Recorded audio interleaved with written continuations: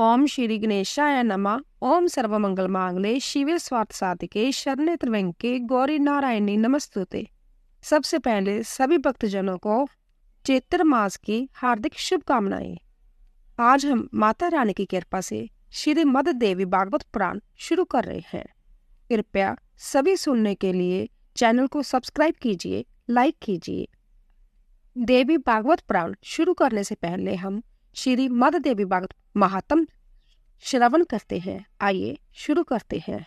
एक बार सभी भक्त बोले जय माता की। श्री मद देवी भागवत नामक पुराण सभी पुराणों में अति श्रेष्ठ है, जिसमें तीनों लोकों की जननी साक्षात सनातनी भगवती की महिमा गाई गई है। जो श्री मद देवी भागवत के आदि श्लोक या चौथाई श्लोक को भी प्रतिदिन सुनता जब पढ़ता है, वह परम गति को प्राप्त होता है। जिस घर में नित्य श्री मद देवी भागवत ग्रंथ का पूजन किया जाता है, वह घर तीर्थ स्वरूप हो जाता है तथा उसमें निवास करने वाले लोगों के पापों का नाश हो जाता है। जो व्यक्ति भक्ति भाव से देवी के इस भागवत पुराण का पाठ अथवा श्रवण करता है, वह धर्म, अर्थ, काम और मोक्ष प्राप्त कर लेता है। अमृत के पान से तो केवल एक ही मनुष्य अजर अमर होता है, किंतु भगवती का कथा रूप अमृत संपूर्ण कुलों को ही अजर अमर बना देता है। सभी 18 पुराणों में यह श्री मद देवी भागवत पुराण सर्वश्रेष्ठ है और धर्म, अर्थ, काम तथा मोक्ष को प्रदान करने वाला है। जो लोग सदा भक्ति श्रद्धा पूर्वक श्री मद देवी भागवत की कथा सुनते हैं, उन्हें सिद्धि प्राप्त होने में रंच मात्र भी विलंब नहीं होता। इसीलिए मनुष्य को इस पुराण का सदा पठन श्रवण करना चाहिए। पूरे दिन के आधे समय तक, चौथाई समय तक, मुहूर्तवार अथवा एक क्षण भी जो लोग भक्ति पूर्वक इसका श्रवण करते हैं, उनकी कभी भी दुर्गति नहीं होती। समस्त तीर्थ, पुराण और व्रत अपनी श्रेष्ठता का वर्णन करते हुए तभी तक गर्जना करते हैं जब तक मनुष्य श्री मद देवी भागवत का सम्यक रूप से श्रवण नहीं कर लेते।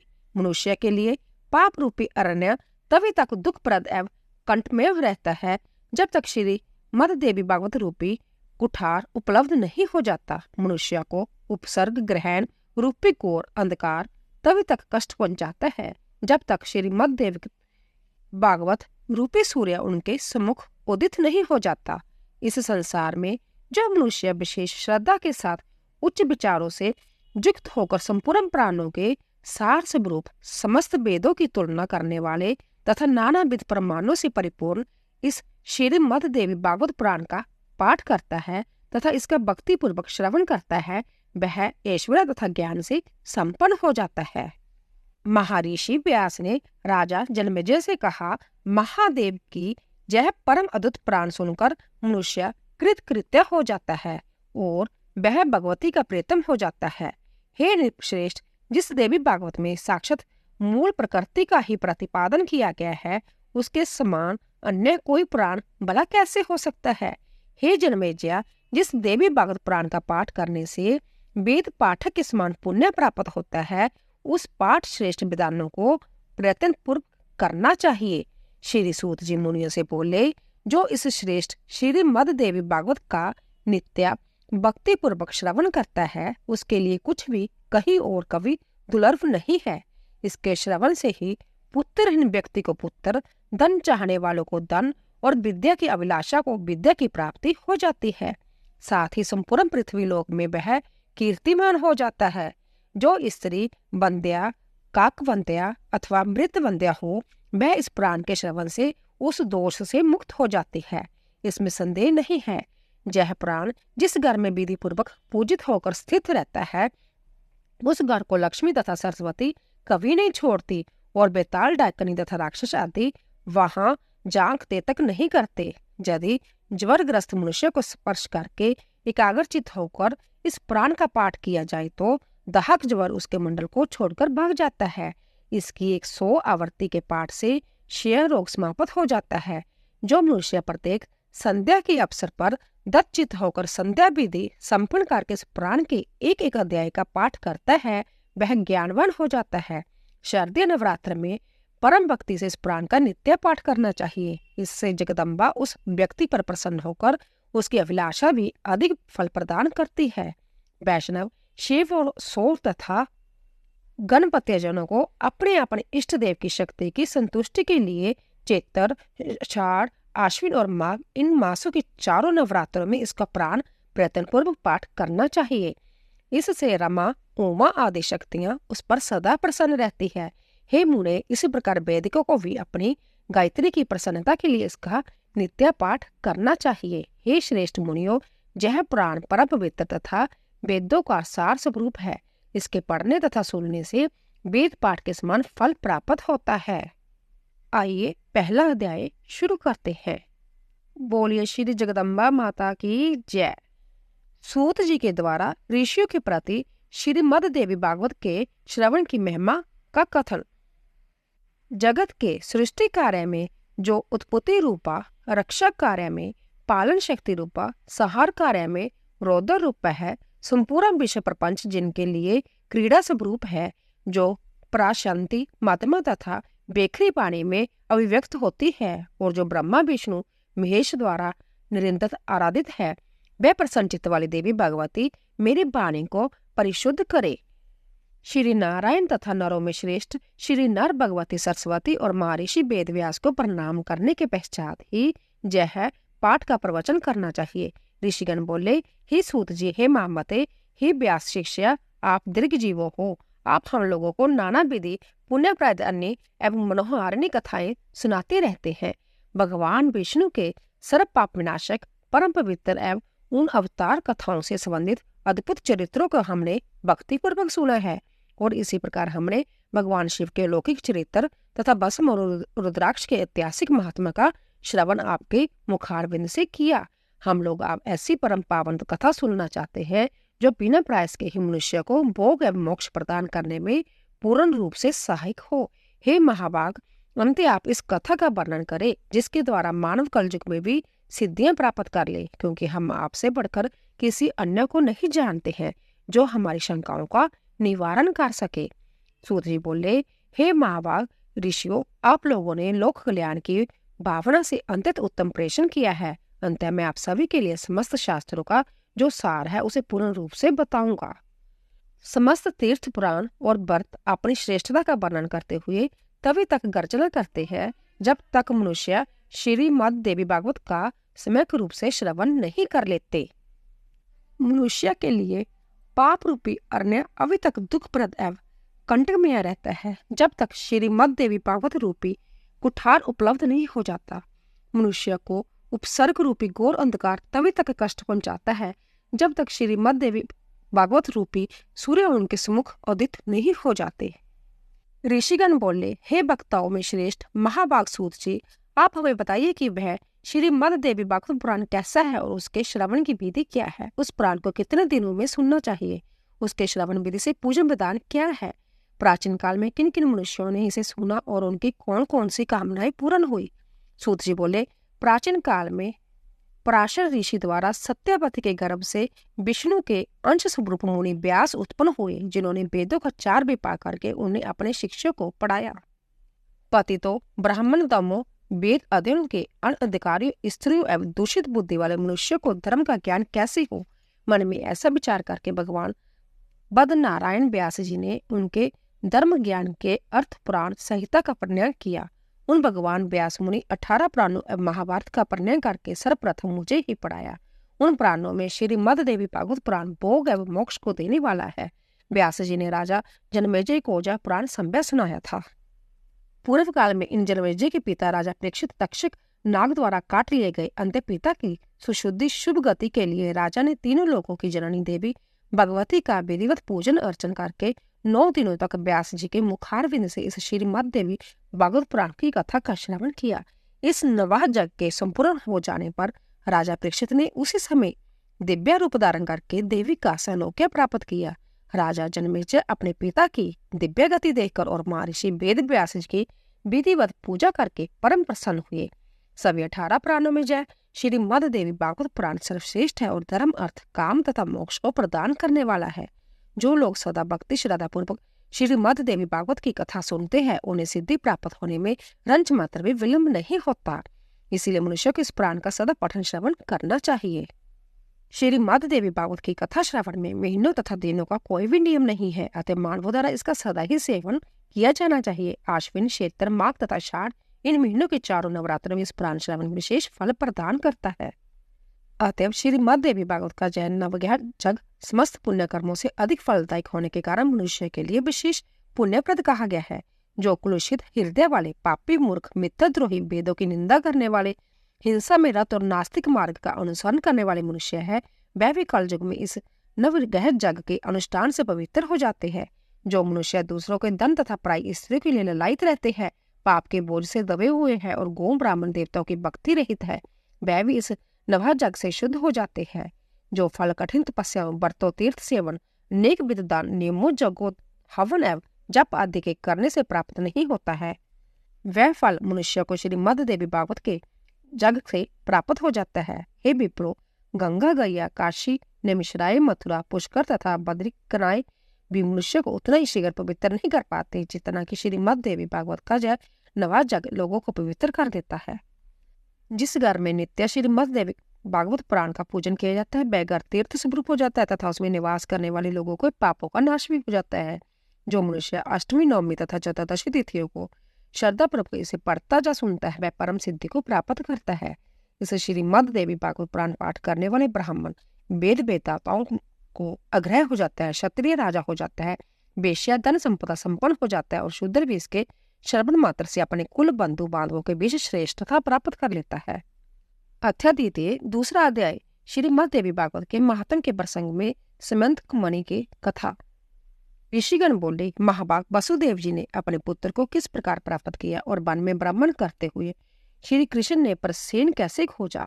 हे सुमते, हे सूत जी, किस विधि से और किस से वसुदेव जी ने श्रीमद् देवी भागवत पुराण का श्रवण किया है, आप हम लोगों को जय कथा बताइए। सूत जी बोले, भोजवंशी सत्राजित द्वारकापुरी में आनंद पूर्वक निवास करता हुआ सूर्य की आराधना में तत्पर रहता था। वह सूर्य परम भक्त एवं उनका मित्र था। कुछ समय के पश्चात सूर्यदेव उसके ऊपर प्रसन्न हो गए और उन्होंने उसे अपने लोक का दर्शन कराया। उसकी भक्ति तथा प्रेम से अंतत प्रसन्न हुए भगवान सूर्य ने सत्राजित को समंतक मणि दे दी और वह उस मणि को अपने गले में धारण किए हुए द्वारका आ गया। उसे देखकर मणि के तेज से भ्रमित नागरिकों ने सत्राजित को सूर्य समझकर सुधर्मा नामक के अपनी सभा में विराजमान श्री कृष्ण के पास पहुंचकर उनसे कहा, हे जगतपते, आपके दर्शन की अभिलाषा से भगवान सूर्य संभय आपके पास आ रहे हैं। जय बात सुनकर सभा में श्री कृष्ण हंसकर बोले, हे बाल स्वभाव नागरिकों, जय सूर्य भगवान नहीं है बल्कि सत्राजित है, जो संभय सूर्य द्वारा प्रदत्त समंतक मणि से दीप्तिमान होता हुआ जहाँ आ रहा है। उसके पश्चात ब्राह्मणों को बुलाकर सत्राजित ने स्वस्ति वाचन कराया और बलि भांति पूजन करके उस मणि को अपने घर में स्थापित किया। वह मणि जहाँ रहती थी वहाँ किसी प्रकार की महामारी, दुर्भिक्ष तथा उपसर्ग, भूकंप आदि प्राकृतिक संकट का भय उत्पन्न नहीं होता था। और उस मणि एक विशेषता जैवी थी कि वह नित्य 8 बार स्वर्ण दिया करती थी। तदंतर एक दिन सत्राजित के भाई प्रसेन ने उस मणि को गले में धारण कर सिंधु देशी घोड़े पर सवार होकर आखिर के लिए वन की ओर प्रस्थान किया। वहां वन में किसी सिंह ने उसे देखा और घोड़े सहित प्रसेन को मारकर सिंह ने वह मणि संभ्य ले ली। इसके पश्चात महाबली ऋषराज जाम्बा ने मणि धारण करने वाले उस सिंह को अपनी गुफा के द्वार पर देकर और उसे मारकर मणि संभ्य ले ली। पराक्रमी ऋषराज ने वह मणि खेलने के लिए अपने पुत्र को दे दी। वह बालक भी उस प्रदीप्त मणि को पाकर उसके साथ खेलने लगा। कुछ काल बीतने बाद भी प्रसेन के वापस न लौटने पर सत्राजित अंतर दुखी हुआ और सोचने लगा कि मणि लेने की इच्छा से न जाने किसने प्रसेन को मार डाला है। इसी बीच द्वारकापुर में नागरिकों की आपस में बातचीत से किसी प्रकार का जहर की वदंती फैल गई कि मणि के लोभ के वशीभूत श्री कृष्ण ने ही प्रसेन का वध किया है। श्री कृष्ण ने भी जब अपने विषय में अपजश की जब बात सुनी तो उन्होंने अपने ऊपर लगे हुए कलंक के परिमार्जन हेतु प्रसेन के अन्वेषणार्थ नागरिकों के साथ प्रस्थान किया। वन में पहुंचने पर श्री कृष्ण ने सिंह द्वारा मारे गए प्रसेन को देखा और तदंतर गिरे हुए रक्त बिंदु से चिन्हित मार्ग का अनुसरण करके सिंह को खोजते हुए वह कुछ दूर गए। इसके पश्चात एक गुफा के द्वार पर मरे हुए सिंह को देखकर भगवान श्री कृष्ण करुणा युक्त वाणी में नागरिकों से बोले, मणि का हरण करने वाले को खोजने के लिए मैं इस गुफा में भीतर प्रवेश करूंगा। जब तक मैं वापस न आऊं तुम लोग यहीं पर ठहरो। वह द्वारकावासी ठीक है ऐसा बोलकर वहीं पर ठहर गए। और श्री कृष्ण गुफा के भीतर प्रवेश हुए, जहाँ जाम्बावन का घर था। फिर वहां पहुंचने पर श्री कृष्ण ने ऋक्षराज के पुत्रों को मणि धारण किए देखकर मणि को छीनना चाहा। इस पर उसकी दाई भयभीत होकर चिल्लाने लगी।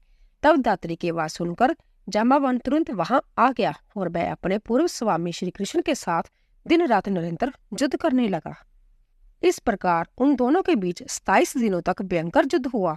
इधर द्वारकावासी गुफा के द्वार पर 12 दिन तक तो श्री कृष्ण के आगमन की प्रतीक्षा करते हुए ठहरे रहे, किंतु इसके बाद वह भयभीत होकर अपने अपने घर चले गए और वहां पहुंचकर उन्होंने लोगों से सारा वृतांत कहा। द्वारकापुरी के सभी नागरिक यह सब सुनकर सत्यजित की बत्सरना करते हुए अंततः शोक विह्वल हो गए। महाभाग वसुदेव जी अपने पुत्र वह समाचार सुनकर परिवार सहित महान शोक से मूर्छित हो गए और बार बार सोचने लगे कि मेरा कल्याण किस प्रकार हो। उसी समय ब्रह्मलोक से देवऋषि नारद वहां आ गए। वसुदेव जी ने उठकर उन्हें प्रणाम करके विधिवत उनकी पूजा की। देवऋषि नारद महामती जदुश्रेष्ठ वसुदेव जी से कुशल क्षेम पूछकर उनसे बोले, आप क्यों चिंतित हैं, जय मुझे बताइए। वसुदेव जी बोले, मेरा अतिशय प्रिय पुत्र श्री कृष्ण प्रसेन को खोजने के लिए द्वारका के नागरिकों के साथ वन में गया था, जहां उसने प्रसेन को मरा हुआ देखा। इसके पश्चात प्रसेन को मारने वाले को सिंह को भी एक गुफा के द्वार पर मरा देखकर श्री कृष्ण नागरिकों को द्वार पर ही रोककर सम्यक गुफा के अंदर चले गए। बहुत दिन व्यतीत हो चुके हैं, किंतु मेरा पुत्र अभी तक नहीं लौटा, जिससे मैं चिंतित हूँ। अंत्य हे मुने, आप कोई ऐसा उपाय बताइए जिससे मैं अपने प्रिय पुत्र को प्राप्त कर सकूं। नारद जी बोले, हे जदुश्रेष्ठ, आप पुत्र की प्राप्ति के लिए अंबिका देवी की आराधना कीजिए। उनकी आराधना से शीघ्र ही आपका कल्याण होगा।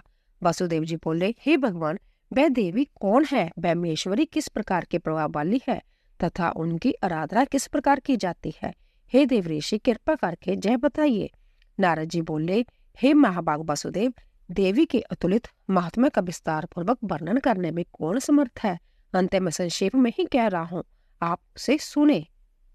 जो भगवती शाश्वत सचिनानंद स्वरूपा और परतरा देवी है तथा जिनके द्वारा जगत व्याप्त है, जिनके आराधना के प्रभाव से ही ब्रह्मा इस चराचर सृष्टि की रचना करते हैं, जिनका स्तवन करके भगवान विष्णु मधु केटव के व्यय से मुक्त हुए तथा जिनकी कृपा से वे विवश का पालन पोषण करते हैं, जिनकी कृपा कटाक्ष मात्र से भगवान शंकर जगत का सहार करते हैं और जो संसार के बंधन की कारण रूप है, वह ही मुक्ति प्रदान करने वाली है, वह ही परम विद्या स्वरूप है और वह ही समस्त ईश्वरों की ईश्वरी है।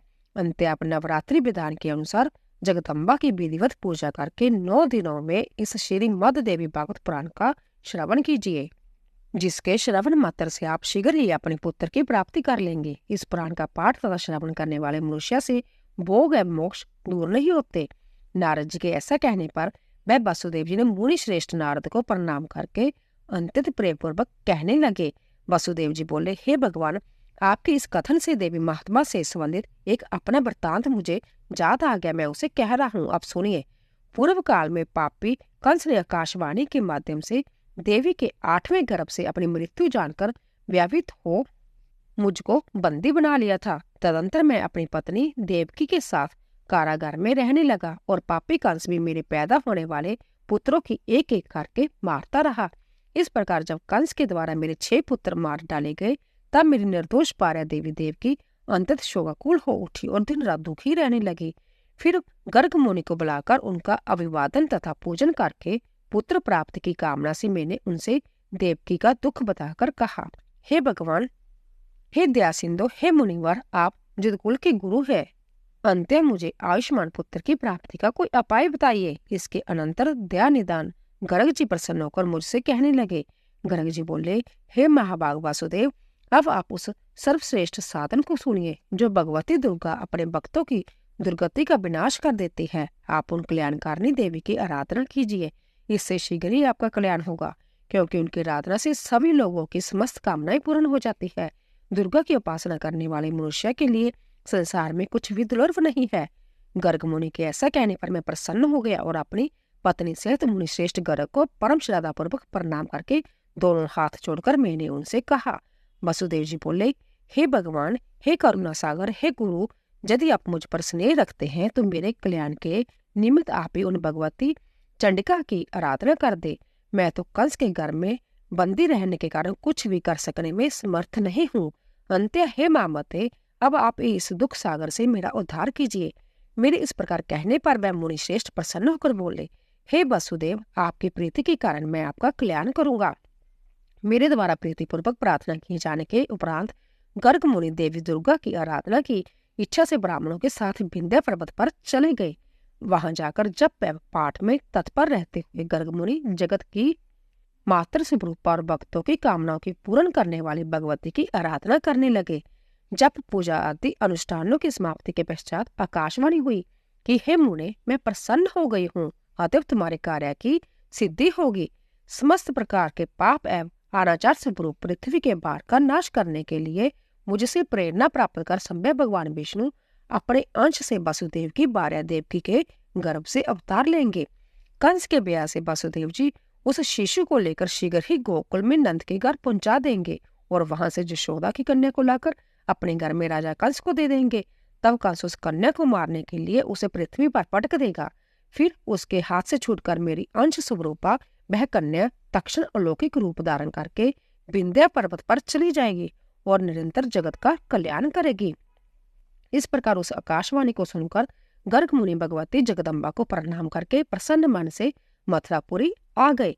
आचार्य गर्ग मुख से महादेवी ने वरदान की बात सुनकर मैं पत्नी से अत्यंत प्रसन्न हुआ और परम आनंद विभोर हो उठा। तभी से मैं देवी के अति उत्तम महात्मा को जान रहा हूँ और हे देवऋषि, आज भी आपके मुखारविंद से मैंने वही देवी महात्मा सुना है। अंत्य हे प्रभु, अब आप ही मुझे श्री मद देवी भागवत सुनाइए। हे दयानिधान, मेरे सौभाग्य से ही आप जहाँ पधारे हुए हैं।